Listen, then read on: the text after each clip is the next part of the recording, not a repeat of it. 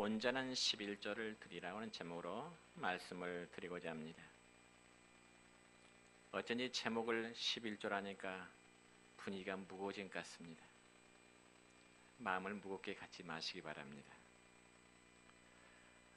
제가 광주에서 목회할 때 같은 시철 내에 모 교회 장로님과 이야기를 나누는 가운데 그 장로님이 저에게 이런 이야기를 하는 겁니다. 자기 교회 목사님은 설교를 하는 가운데 너무나 헌금 강조를 많이 하다 보니까 믿음 약한 성도들이 한 사람 한 사람 시험 들어가고 또 그런 문제가 큰일이라 그렇게 장로님이 염려의 말을 저에게 나눈 적이 있습니다. 물론 그렇다고 해서 제가 그 자리에서 그 장로님이 섬기는 교회 목사님이라는 평가를 장로님에게 말할 수는 없었습니다. 그러면서 제 스스로 생각하기를 헌금이라는 설교를 너무 자주 해도 성도들에게는 부담과 시험의 요소가 될 수 있겠고, 반면에 저 같은 경우에는 너무 안 해서 성도들이 하나님께 예물을 드림으로 복받는 비결을 가르치지 않았다, 그런 사실을 깨달은 적이 있습니다. 그래서 저는 이 시간 우리가 당연히 하나님께 11조를 드려야 될 그 이유와 또 그에 따른 복에 대한 말씀을 드리고자 합니다. 그렇다면 오늘 본문의 내용을 먼저 이해해야 되는데, 예수님은 우리에게 포도원의 비유를 말씀하고 계십니다. 첫째는 포도원의 농부 비유인데, 어느 마을에 한 사람이 자신의 야산을 벌목하고 그리고 돌들을 다 골라낸 이후에 아주 좋은 기름진 밭을 만들었습니다. 그리고 그곳에다 아주 좋은 포도나무 묘목을 사다가 심었고 또 잘 가꾸기만 하면은 좋은 포도 열매를 풍성하게 맺을 수 있는 참 좋은 환경을 만들어 놓았습니다. 그리고 나서 주인은 자기 포도를 다른 농부들에게 새로 주고 자신은 얼마 동안 먼 나라에 나가 있었습니다. 그런데 당시의 농부들은 주로 날품팔이를 하면서 겨우 살아가는 자들이었기 때문에 예수님 당시에 이 날품팔들은 그만큼 생활이 안정되지를 못했습니다. 그래서 주인은 그들을 불쌍히 여겨서 자기가 애써 만들어 놓은 그 포도원을 그 사람들에게, 농부들에게 새로 내주었습니다.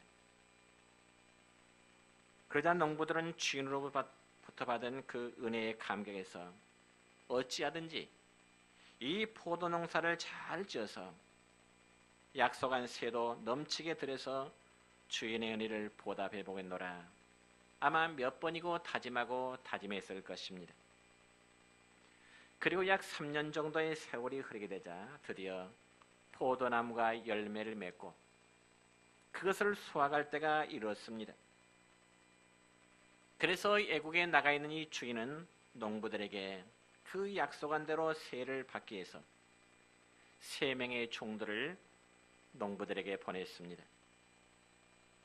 그렇다면 농사를 지은 농부는 세를 받으러 온 그 주인의 종에게 어떻게 해야 되겠습니까? 당연히 주인과 약속한 대로 세를 보내야만 합니다. 그런데 오늘 본문 35절의 말씀을 보면 농사를 지은 농부들은 주인이 보낸 종들을 어떻게 대했을까요? 자, 본문 35절의 말씀입니다. 시작. 농부들이 종들을 잡아 하나는 심히 때리고 하나는 죽이고 하나는 돌로 쳤거늘. 아멘.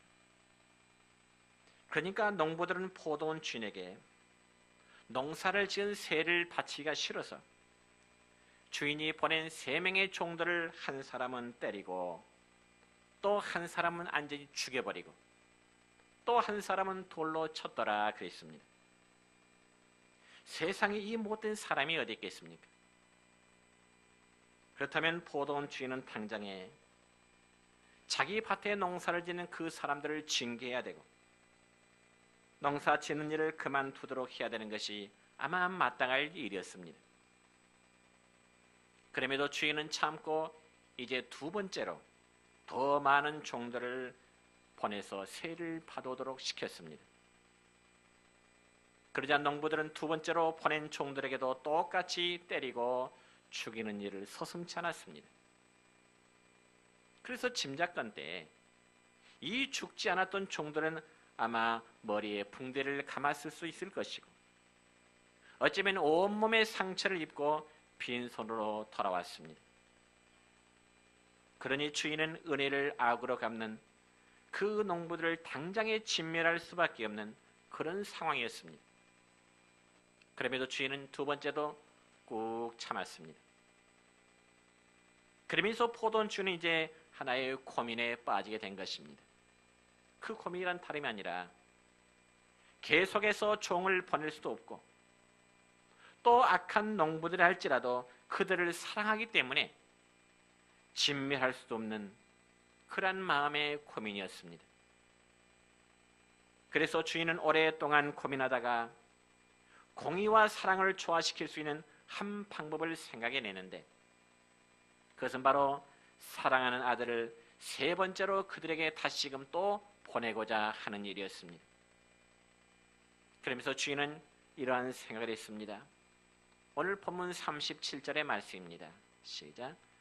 후에 자기 아들을 보내며 이르되 그들이 내 아들은 존대하리라 하였더니, 그러니까 종들과는 달리 자기 아들만큼은 공경하리라고 하는 그런 기대감을 이 주인은 갖게 되었다는 말입니다. 이처럼 주인은 농부들에게 그렇게 섰고 그렇게 당했으면서도 끝까지 어리석도록 사랑하고 믿어준 것입니다. 왜 그랬을까요? 그들을 바보스러울 정도로 사랑했기 때문에 그렇습니다. 그래서 자기 아들만 영접하여 공경하면은 지난 모든 죄악을 다 용서해주고 또한 그의 포도원을 계속 가꾸도록 축복하고자 하는 마음이 바로 포도원 원주인의 마음인 것입니다. 그러니 악한 농부들에 대한 주인의 인내와 용서와 사랑은 끝이 없는 것입니다. 그러므로 사랑하는 성도 여러분이여, 이 비유의 말씀은 마치 농부와 같은 하나님이 아들이신 예수님을 우리에게 보내심으로 죄인된 우리들을 끝까지 사랑하신다고 하는 그런 비유의 말씀입니다. 그럼에도 악한 농부들은 어떻게 했습니까? 오늘 본문 38절로 39절의 말씀 보면 이렇습니다. 시작. 농부들이 그 아들을 보고 서로 말하되 이는 상속자니 다 죽이고 그의 유산을 차지하자 하고 이에 잡아 포도원 밖에 내쫓아 죽였느니라. 여러분, 이 정도면은 이 막가자는 것 아니겠습니까? 그들은 주인의 마지막 기대마저도 완전히 쳐버렸습니다. 이는 곧 구약시대 하나님께서 범죄한 인간들을 용서하시고자 여러 선자들을 보내셨습니다. 그렇지만 구약의 이스라엘 백성들은 하나님이 보내신 선자를 하나같이 다 거절합니다. 그리고 마지막으로 그의 아들이신 예수님을 보낸 것과 같습니다. 그러니까 이 포도원의 비유도 마찬가지입니다. 아버지의 사랑을 가지고 주인의 아들이 찾아왔을 때 농부들은 그 아들을 보고 주인의 예타는 사랑과 자신들의 비참한 죄악을 깨닫고 회개했더라면 얼마나 좋았겠습니까? 그러나 그들은 주인의 아들마저 무참하게 죽여버렸습니다. 이렇게 해서 그들은 주인의 마지막 사랑마저 완전히 짓밟아 버렸다는 것입니다. 이는 바로 오늘날 하나님의 사랑을 거부한 인간들의 악한 모습이기도 합니다. 그 결과 그들은 주인에게 돌이킬 수 없는 그런 죄를 범하고 만 것입니다. 그러면 그 악한 농부에 대해서 이제 주인은 마지막으로 어떻게 했을까요? 오늘 본문 41절의 말씀 보면은 주인은 그 농부들을 진멸하고 포도원을 빼앗아서 다른 사람들에게 주어버리게 됩니다. 아마 악한 농부가 생각할 때는 주인의 종들을 죽이고 그리고 주인의 아들까지 죽이면은 포도원이 영원히 자기들의 소유가 될 것이라고 하는 그러한 착각을 하게 된 것입니다. 사랑하는 성도 여러분이여, 세상에 이렇게 미련하고 이렇게 어리석고 배은망덕한 농부가 어디 있겠습니까? 그런데 실제로 이런 일이 우리의 역사 속에 이루어져 있다는 사실을 어찌 부인할 수 있겠습니까? 이것이 바로 인류의 역사입니다. 이것이 바로 어쩌면 우리들의 모습이기도 합니다. 그러므로 이 농부들의 모습을 통해서 우리들의 마음을 한번 들여다볼 수 있는 그런 계기가 되었으면 좋겠습니다. 그러면 이 농부들이 왜 이처럼 악하게 되었다고 생각하십니까? 저는 이 악한 농부들의 마음을 이해할 수 있을 것 같습니다. 성도 여러분이여, 농부들은 주인이 떠난 후에 열심히 포도를 잘 가꾸었을 것입니다. 그리고 약 3년쯤 지나자 포도나무 열매가 주렁주렁 맺혔습니다. 그러자 농부는 그런 열매들 보고 아마 기쁨의 탄성이 저절로 나왔을 것입니다. 그러면서 생각할 때 이 농부들의 마음속에는 이 포도를 팔아서 집도 사야 될 것이고, 그리고 아들, 딸도 결혼시켜야 되겠다는 아마 꿈과 희망에 부풀어서 잠이 오질 않았을 것입니다. 그런 중에 보이지 않는 주인을 까마득히 잊어버리게 된 것입니다. 그런데 어느 날 주인의 종들이 세를 받으려고 들이닥친 거지요. 그러면서 주인과의 약속한 세를 내라는 것입니다. 그때 농부는 생각하기를, 이 포도가 어떻게 열렸는데, 그리고 이 열매를 얻기까지 내가 얼마나 많은 고생을 했는데, 그러면서 당연히 주인에게 내야 될 세를 주기 싫어하는 마음이 생겨나게 된 것입니다. 그리고 무엇보다 오랫동안 너무나 많은 수고와 마음을 쏟았기 때문에 포도니 마치 자기 것이냐, 그런 착각을 갖게 된 것입니다. 그러자 그때부터 이미 주인의 존재를 인정하려고 들질 않았습니다. 그리고 주인에 대한 더 이상의 감사도 없었고, 오로지 자기가 수고하고 고생한 것만을 생각하게 된 것입니다. 그러니 주인에게 세를 내는 것이 아깝게 느껴졌고, 결국은 주고 싶은 마음이 생기지를 않게 된 것입니다. 그렇다면 이 약한 농부들이 주인에 대한 가장 결정적인 범죄가 무엇일까요? 그것은 바로 주인의 것을 인정하지 않았다는 것입니다. 즉, 주인의 땅에서 농사를 지었다면 당연히 주인의 몫을 되돌려 줘야 하는 것이 마땅한 농부의 자세가 아니겠습니까? 그것도 여러분 다 달라는 것이 아니고요, 최소한의 세만을 주인은 농부에게 요구한 것입니다. 그렇다면 오늘 우리는 이 본 말씀을 통해서 농부가 주인에게 당연히 바쳐야 될 그 세를 11조라는 개념으로 말씀을 이제 드리고자 합니다. 먼저 하나님께 찬양하지요.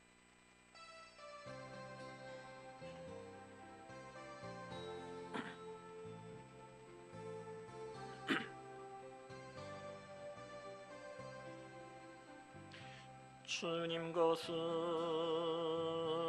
내 것이라고 고집하며 살아왔네. 금은보화 자녀들까지 주님 것은 내 것이라. 아버지여, 철없는 종을 용서하여 주옵소서. 맡긴 사명, 맡긴 재물을 주를 위해 쓰렵니다. 천하니 몸 내 것이라고 주의 일을 멀리 했네. 주신이도 주님이시요 쓰신이도 주님이라. 아버지여, 불충한 종을 용서하여 주옵소서. 세상 유혹 다 멀리하고 주의 일만 하렵니다. 주님 사랑 받기만 하고 감사할 줄 몰랐었네. 주님 말씀 듣기만 하고 실행하지 못했었네. 아버지여 연약한 종 용서하여 주옵소서. 주님 명령 순종하면서 주를 위해 살렵니다.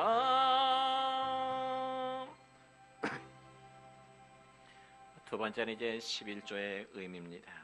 오늘 말씀의 본론이 시작됩니다. 여러분, 11조가 무엇일까요? 어떤 분은 말하기를 왜 교회에 오면 11조를 바치려 하는지 도무지 모르겠다고 하는 그런 말씀을 하신 분이 있습니다. 물론 모르면 배워서 알아야 되겠죠. 여러분, 오늘 성경 말씀을 통해 볼 때 주인이신 하나님은 왜 그토록 집요하도록 농부들에게 11조 같은 세를 받아오도록 종들을 보냈을까요? 이는 11조 그 자체, 그 열매 소출 얼마에 주인이 관심이 있어서 그토록 종을 보내서 세를 받아오도록 그렇게 이야기했을까요? 종들을 죽인 농부들이 아들까지 죽일 수 있다는 위험이 있음에도 불구하고 주인은 굳이 아들을 또다시 보냅니다. 그 많은 이유가 무엇일까요? 그것은 주인이 그토록 11조의 의미를 두는 것은 아들을 보내면서 한 말 속에 그 의미가 있습니다. 그것은 바로 저희가 내 아들은 공경하리라.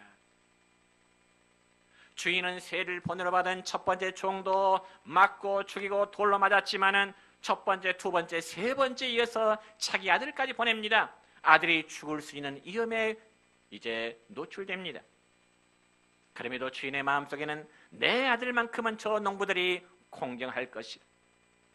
즉 주인은 주인으로 인정을 받고 싶었던 것입니다.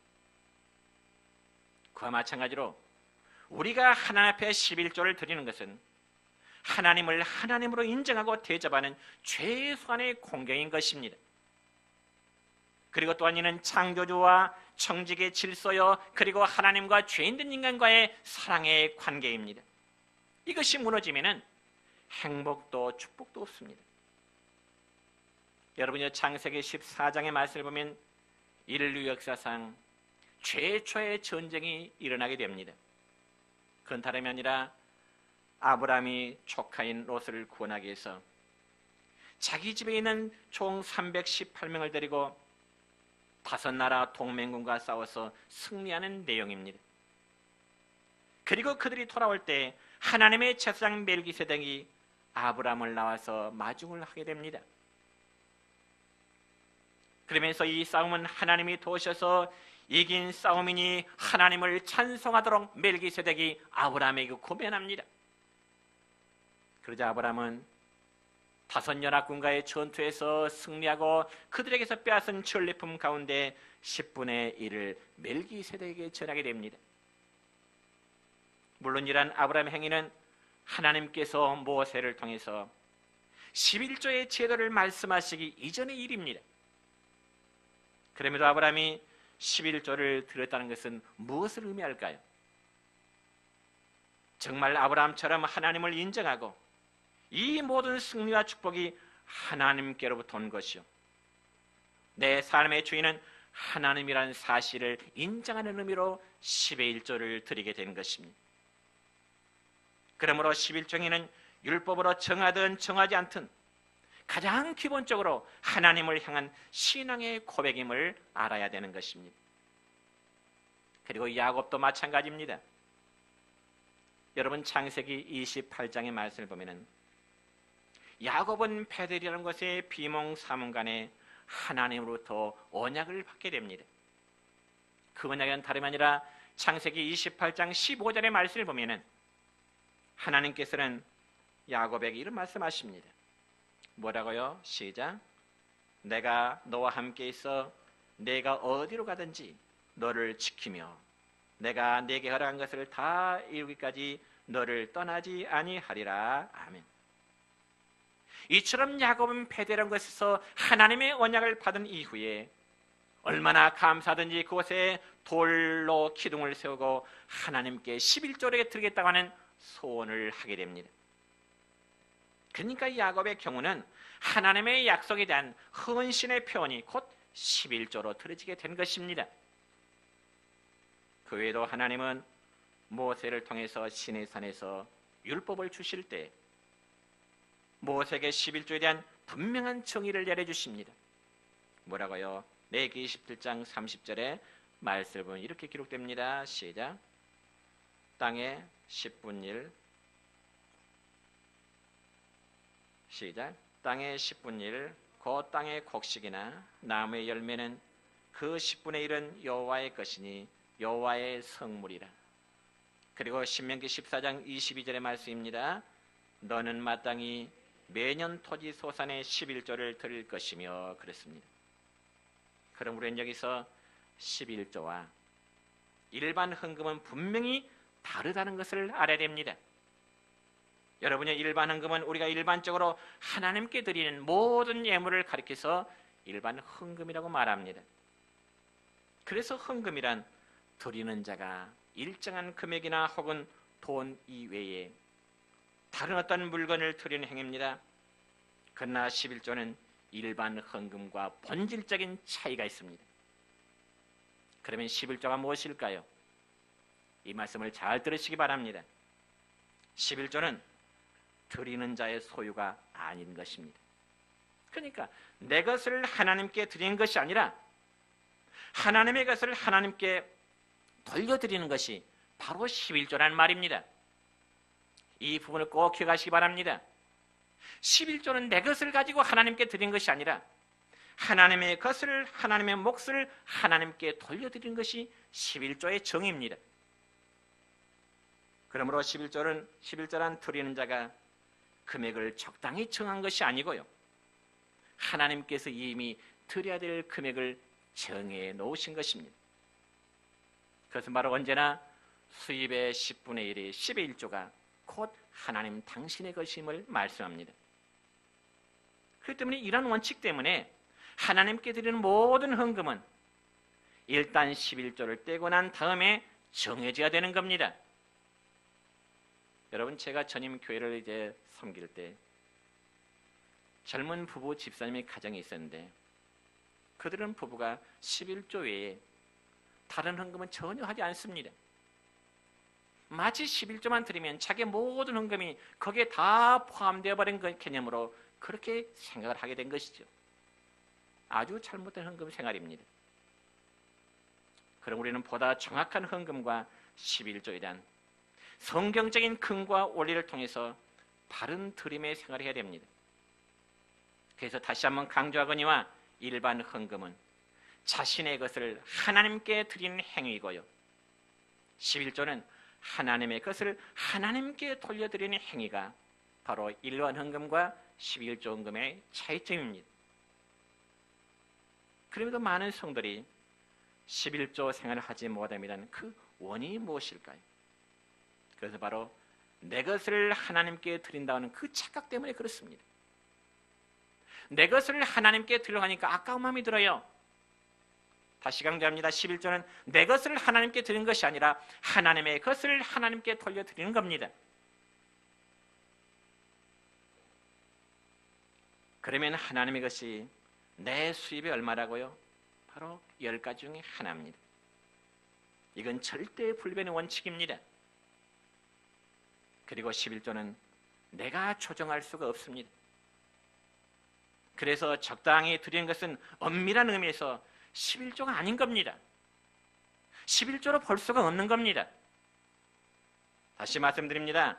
하나님의 것을 정확히 드려함에도 불구하고 내가 적당한 선에서 잘라 드리는 것은 11조가 아닙니다. 여러분 오해하지 마시기 바랍니다. 착각하지 마시기 바랍니다. 이는 하나님을 속이는 행위입니다. 저는 여러분 오늘 분명히 고백합니다. 오늘 제가 11조의 설교를 한 이후에 앞으로 몇 년 뒤에 할지 모릅니다. 저는 11조 헌금에 대한 설교를 자주 하지 않습니다. 할 때 잘 귀담아 들으시기 바랍니다. 여러분 수입의 정상적인 11조가 아니라면 11조 헌금 봉투에 넣지 마시고요. 일반 헌금 봉투에 정성스럽게 감사 헌금으로 들으시기를 바랍니다. 이게 바로 성경적입니다. 11조 헌금이 아니면서도 11조라는 명목으로 헌금하면은 이는 하나님을 속이는 것이고요. 자신의 신앙 양심을 속이는 겁니다. 예를 들어서 1,000원짜리 되었든 10,000원짜리 되었든 헌금을 하되 정상적인 11조가 아니면서도 11조 헌금이라고 내면 이건 하나님을 속이는 거예요. 반면에 1,000원짜리 헌금이 되든 10,000원짜리 헌금이 되든 정말 그것을 감사하는 마음으로 하나님께 드리면 그 헌금을 하나님이 기뻐 받으시는 겁니다. 똑같은 헌금 액수를 내더라도 정상적인 11조라면 하나님이 기뻐하시지만은 똑같은 액수의 헌금을 내지만 11조가 아니면서도 11조라는 명목을 내면 하나님을 속이는 겁니다.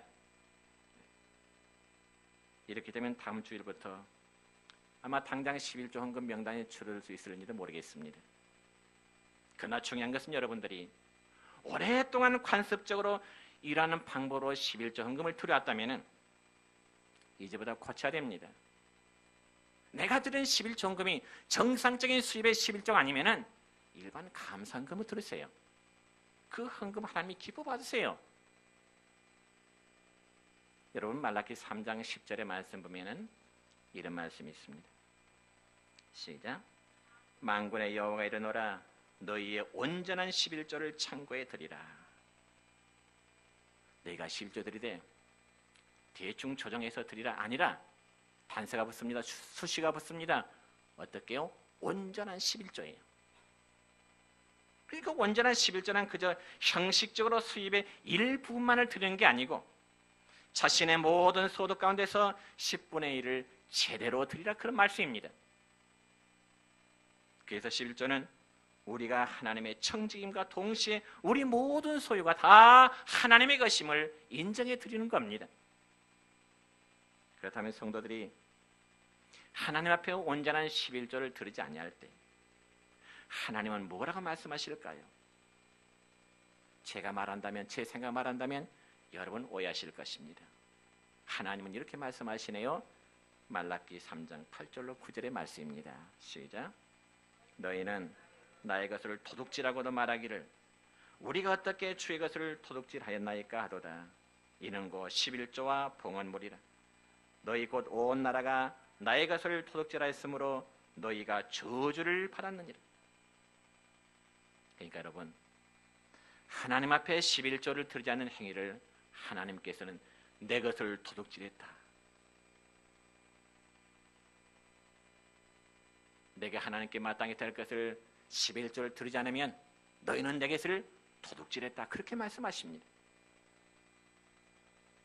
만약 11조금을 하나 앞에 제대로 드리지 않는 어떤 성도에게 제가 성도님 혹은 집사님 당신 앞에 11조 드리 아니니까 당신은 도둑질했어. 듣는 입장에서 얼마나 참 기분 나쁘고 불쾌하게 들겠습니까? 아마 핏대를 세우면서 제게 달려들 것입니다. 그런데 하나님은 11조를 온전히 드리지 않는 자를 향하여 너희는 나의 것을 도둑질했다. 그렇게 말씀하십니다. 그러면 성도들이 하나님 앞에 온전한 11조를 드린 이후의 결과는 어떻게 될까요? 말라기 3장 10절의 말씀입니다. 시작. 내가 하늘문을 열고 너희에게 복을 쌓을 것이 없도록 부지 아니하나 보라. 11조 제도 드리고 내가 너에게 복을 주나 안 주나 나를 한번 시험해 봐라. 하나님이 인간들에게 당신을 시험해보란 말씀 바로 여기뿐입니다. 11조 생활 제대로 하고 너희가 복을 받나 못 받나 한번 시험해보라는 겁니다. 성도 여러분이요, 하나 앞에 드려지는 11조를 여러분의 것으로 착각하지 마시기 바랍니다. 아까우셔도요, 일단 온전히 들어보세요. 하나님은 분명히 약속하십니다. 11조를 온전히 제대로 들으면 내가 하늘문을 열고 너희에게 복이 쌓을 것이 없도록 부지 아니하나 한번 시험해보아라, 그렇게 말씀하십니다. 그러므로 11조는 여러분이요, 우리 교회가 재정을 채우기 위해서 교회가 만들어내는 법도 아니고요, 사람이 교환해낸 어떤 규칙도 아닙니다. 이 제도는 하나님이 명령하신 법임을 믿으시기를 바랍니다. 정말 여러분이 하나님을 믿는 성도라면, 그리고 하나님의 은혜를 깨달은 성도라면 마음에서 자발적으로 하나님 앞에 신앙의 고백으로 드려지는 것이 바로 11조입니다. 내 것을 드리는 헌금이 아니라 하나님의 것을 하나님의 것으로 인정하자는 것입니다. 그런데 어떤 분은 말하기를 다음 기회에 돈 많이 벌면은 그때 가서 11조 한다 하고요. 어떤 분은 말합니다. 내 믿음이 좀 더 깊어지면 그때가 11조 한다고 말하기도 합니다. 그러나 그런 분이요, 평생 신앙생활에도 11조를 못 드립니다. 다음에 돈 더 많이 벌면 11조 한다고요? 믿음 좀 더 성숙하면 11조 한다고요? 아니요. 지금까지 제가 목회하는 과정 보니까 그런 분들 11조 제대로 못합니다. 이제 말씀했습니다. 저는 오늘 여러분에게 헌금 설교한 것 아닙니다. 여러분들에게 하나님의 것을 도둑질하지 말라고 가르치고 있습니다. 여러분 학교 선생님이 아이들에게 도둑질하지 말라고 가르친 것을 보고 그 선생님이 나쁘다고 학교 안 보내는 부모들이 계실까요? 저는 여러분에게 11조를 드릴 때 제대로 드리고 그리고 복받는 삶을 살도록 하기 위해서 오늘 저는 이 설교를 여러분에게 선포합니다. 바라인 아직까지 자신의 믿음이 부족해서 11조를 드리지 못한 성도는 믿음으로 드려보시기 바랍니다. 그리고 11조의 명목으로 드리되 적당히 드리는 분이라면 제대로 드림으로 하나님이 기뻐하시는 11조, 하나님이 받으시는 예물, 그러한 성도 되시기를 주님의 이름으로 축원합니다. 기도드립니다.